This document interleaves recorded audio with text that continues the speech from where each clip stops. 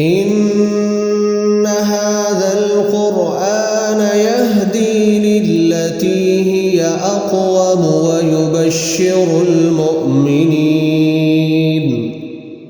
ويبشر المؤمنين الذين يعملون الصالحات أن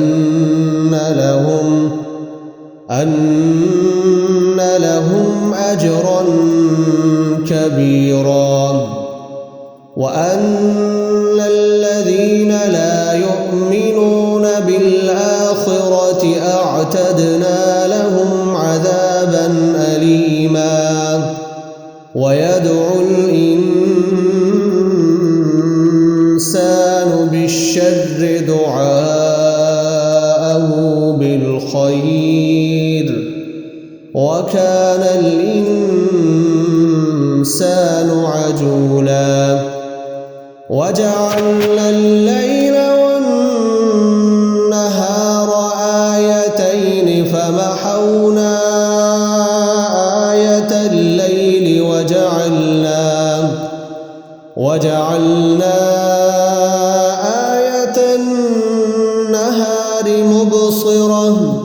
مبصرة لتبتغوا فضلا من ربكم ولتعلموا عدد السنين والحساب، وكل شيء فصلناه تفصيلا، وكل إنسان ألزمناه طائره في عنقه، ونخرج له يوم القيامة كتابا يلقاه منشورا. اقرأ كتابك كفى بنفسك اليوم عليك حسيبا.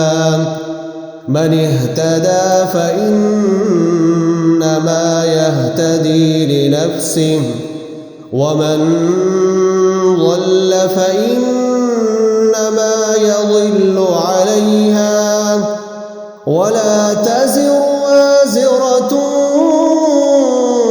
وزر أخرى، وما كنا معذبين حتى نبعث رسولا.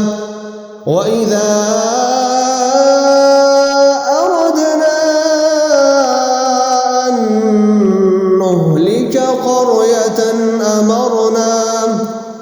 أمرنا متر فيها ففسقوا فيها فحق عليها القول فدمرناها تدميرا. وكم أهلكنا من القرون من بعد نوح، وكفى بربك بذنوب